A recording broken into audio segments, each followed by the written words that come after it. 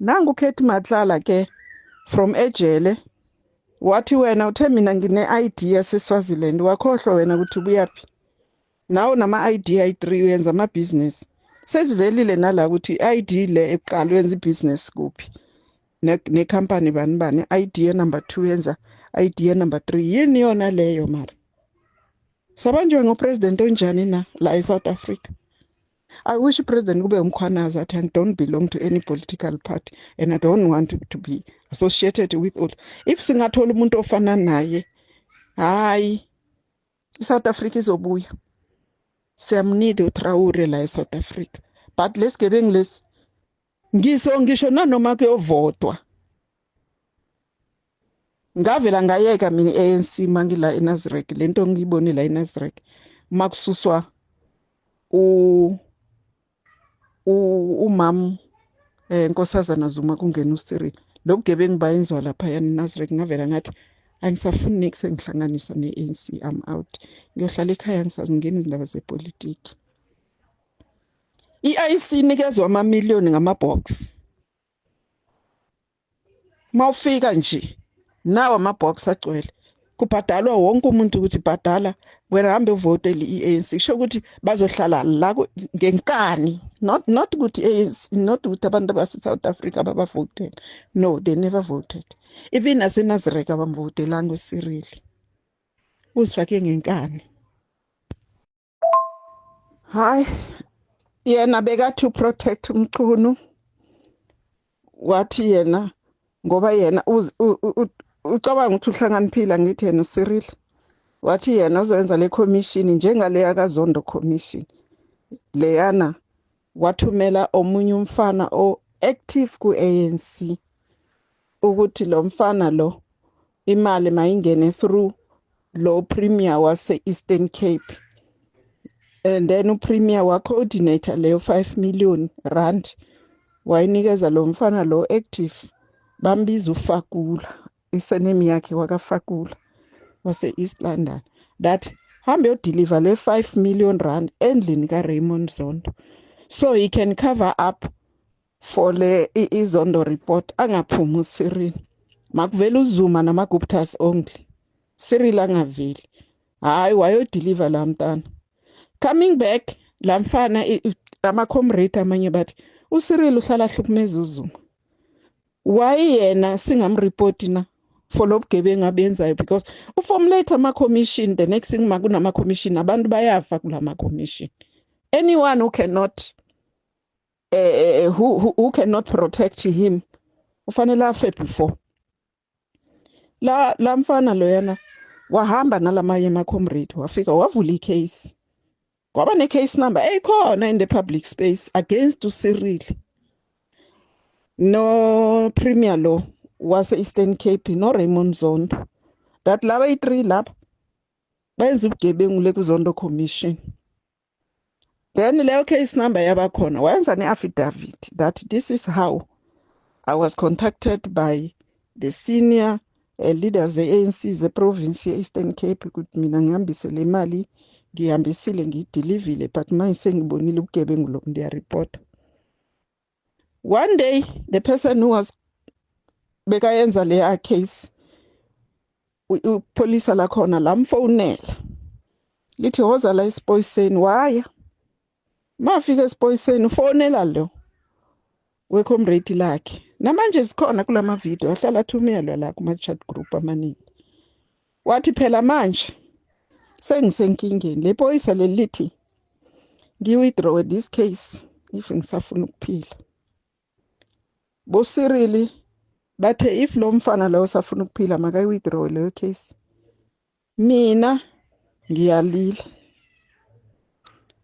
lo phuthi lo phoyisa wafonela yena loyana wathi hey khuluma naye lo ngihlele naye la le case le izombulala maka withdraw this case loyana wathi Cyril naye ihlala a report amaZuma izinto wrong nabantu bayamreport uZuma nawe abantu bayi-entertain wayaya uZuma nawasemakhotho it's time for Cyril naye aye court kanti the why what is wrong hayi after an hour or so uyafona uthi ngivalelekile kwenye indawo I've been told ukuthi today is the last day. Ngeke nisaphinda ningibona. Ngicela uye ekhaya uyokhuluma no mntana kasisi wami Robert whoever wasendlini. Athatha ifoni encane inyana ekhona. Nimbone ama messages lawo bewakhona between mina nale mali ukuthi kwenzakale ini leyana engibulalayo today. Yonke into ilapha na kula phone. Mina angiyazi kungenzakala ningasaphinde ningibona. Namanje waphelela lapho or bambulale bamgubhela. Or bamenze njani? Cyril angazathi ngiqedile usho njalo ukubulele. Unathi umthetho bathi bekaphethe izinto eziserious kabi le. Bekafanele azovela kuMadlanga Commission including uMarikana that yes uCyril interfered nomsebenzi wethu SAPS because as the owner of Loan Mean Mine lana abasebenzi bebacela khona increase from la 9,000 bayitholayo to at least 10,000 or 11,000. uCyril instead ukuthi abanikeze nyana lawo ma 2 cent bacela ama mine workers njenge owner yala Loan Mean Mine wabhala i-email wayithumela lapha yana angisakhumbuli whether ku Ria Pierre or kanjani.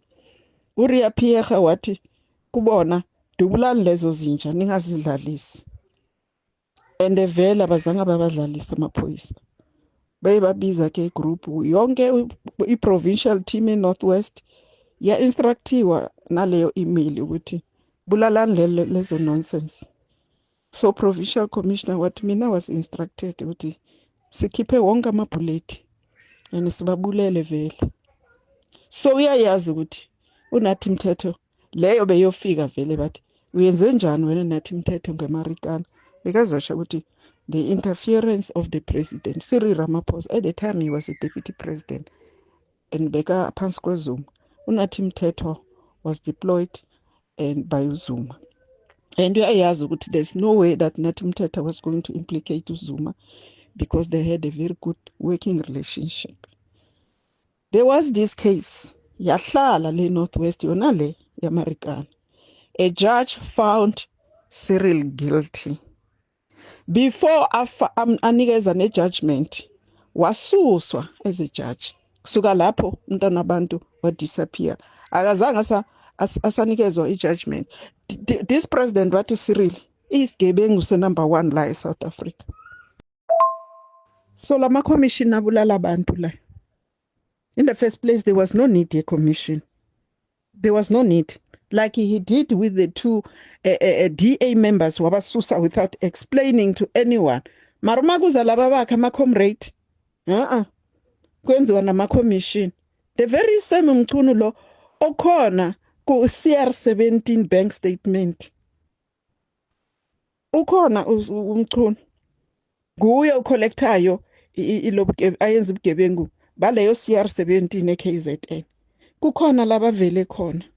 Umcuna asebenzise ngisakhumbula bathi account yomntana wakhe la kufakwa khona lezi mali ze CR17 and then ke uZizikodo wasebenzisa ya his wife Fikile Mbalula wasebenzisa yakhe account. The judges are also there bayabhadalwa including the NPA head naye that's why NPA feel so naye athola naye khona kula payroll yeCR17. Ngiyamthanda uadvocate Mkhwebane. Bafika ke bagijima baye court. Ujudge Lidwabo wafika wayivala wasila lama box wavala lama box lawo. Namanje uma sithi CR17 until CR17 no one wants to talk about it. Bawavala lama box. By then it was too late. Just like yona le yaka Nathi Mthetho. uRonald Lamula uthi there's no foul play. Hayi ayikho lento le.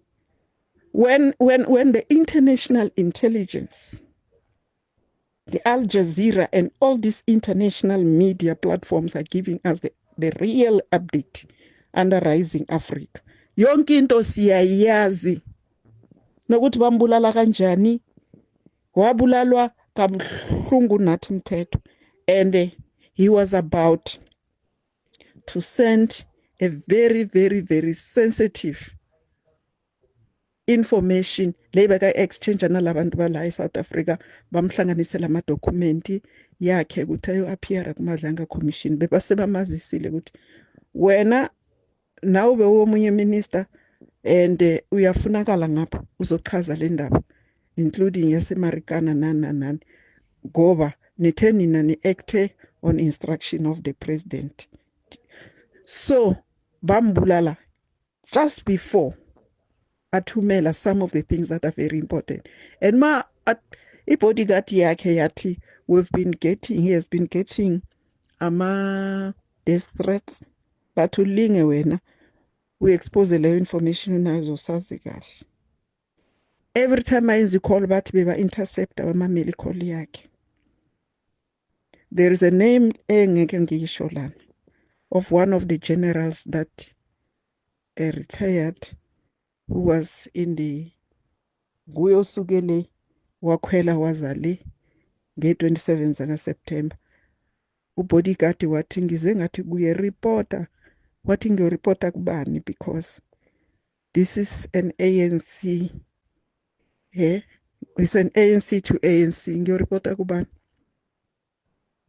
Mina uma ngifa ngibulalwa yi-ANC. And akekho umuntu angabulala nathi umthetho Cyril.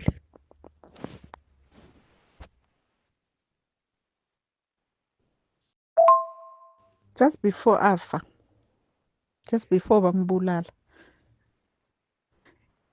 bathi bambonile ukuthi letha lezo zinto oziphethe, wathi yena ngeke nginiphe ngoba mfanele ngiye kuMadlanga Commission. I need to go and present these things. Just after afile leyo briefcase, wonke lama documents, ama laptop wakhe, ama phone wakhe, angazi bathe ne Wi-Fi bazishilo. Yazi la media platform leya international ama intelligence yakhona isinikeze yonke information that everything was wiped out. And the person liyena lo bekasuka ngapha eSouth Africa okhwele wayale specifically for that, basho nekuthi ubhadalwe malini, kuye bekafika le abhadala abantu laba beba cima CCTV cameras yonke into ukuthi ungabonakala ukuthi ngibani ongene lapha yana kwenzakale ini. But ke the international said we always go to the server. Njengoba umkhwanaza shilo ukuthi i-IT nanoma ungacima kunala siza sothola khona, nabo bashilo bathi bacimile ama CCTV footage nani Martina sinazo namagama wakhe lo muntu lo osuka ngapha ku embassy le yona le Paris le ukhona futhi na ku embassy le yase South Africa bayazi ukuthi ngubani wakabani. Bebakhona futhi nasemncwabeni wakhe le labantu bambulele le unathi umthetho bebakhona nasemncwabeni. So kunzima uma ungazibuza ke ukuthi ngubani obhadala labana bathi uma sithi sifuna ukukhuluma ngale ndaba kaMthetho bathi ningakhohlwa kune bilateral commitment, therefore or bathi kuna in protocol.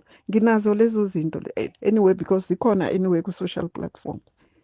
Rising Africa uya subscribe update yonke into ukuthi umthetho wafa kanjani, wabulalwa ngubani, wakabani, wasuka nini ngapha eSouth Africa, wabhadalwa malini ku account yani, bathi ibhalwe a consultant, i-subject yakhona, i-reference yakhona, but this person has never been consulting.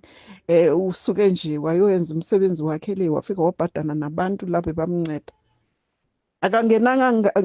Akangenanga ngomnyango lo wale reception. Kukhona laba bonisa khona CCTV footage, laba bonakalayo ebusweni, mara bahamba nomunye wakhona le eParis. That's why mina makubanjwa abantu lo muntu mina ngimbona abanjwa lokuqala lo in terms of the information leseyikhona currently, because babona they are in the spotlight. Umuntu wale laba bethu nabo bathi sebakhona emagameni ngoba South Africa nayo unathi lo umkhwanazi wacelwa ukuthi isicela le task team le iye yosincedisa, sifuna labantu laba kubona basukela eSouth Africa bobulala unathi umthetho le. Yonke la information le bekafuna ukuyi-expose yonke ihambe nayo nathi umthetho. So lama commission lawa abulala abantu. Mina angizovumelana nayo lento yama commission. But ke one day nayo Cyril zizobuya kuye. Awuzohlala ubulala abantu enjoya wena kuphelele emoyeni. Never. All officials that are doing their job, they get killed by these criminals. The CEO was at Tembisa Hospital, was surrounded by wolves. He was surrounded by wolves. He was suspended. Was he still facing a hearing? He got killed. Ibizwani yona le nto leyo. Akusiyena beka authorize izinto. Lo umntwana kaCyril, umntwana kaCyril lo. I don't think bekadla i-1 le mali leya. Bekayidla nayo Cyril. Lo baba lo nenhliziyo embi. Bathe yena rich. But hey, hayi khona. UDuduzane Zuma uye wavalelwa, waboshwa man. Ngenketane azongcwaba ubhuti wakhe la. Bathi unemali. Yabuya yona le NPA yathi there's no case against. Mara ke ubheka iqele bese kambopha inyawo nezandla mani wahamba ngathi ubulala abantu. But bajika bathi akunacala uma baceda lapha amabhizinisi wakhe wonke uCyril wafreeza zonke lezi zimali bazithatha naloko yakufile lokho yabathi ngibani lokho ya ngikhohlile lokho yakukhuluma. Yena loyana bekuminister we-finance at the time. So into enjani leyo ukuthi as long as you are not associated with him wena impilo yakhe fanele benzima. Wakhe umzukulu nangu wayena ngaboshwa ngeketani ke lo uyisibhedlele sonke ithembisa uma ungabona le mansion iyakhile lapha yana just few minutes away 5 minutes away from Cyril's house Maruta Kamazi. Mara this man yazini. Hello Mzansi, welcome to Mgozi waseMzansi. Yathi sihlezi sibona sihlezi siva ukuthi uCyril Ramaphosa ungumgulukudu, but for some reason njena still usabinto nga-cupcake. For some reason kusanebantu abaqanga ukuthi kuvotele ANC ideally sharp. Guys, this man is corrupt. This man is a criminal, like usigebengu umgulukudu. Nakuya exposer atindzaba takhe letingcolile, and it's not the first time I'm exposer. Bahlezi bam exposer makasuka lapho wenta njani uyaphika. Please do comment what you think below down in the comment section. Don't forget to hit the notification bell. I'll see you on the next one. I'm signing out. So goodbye.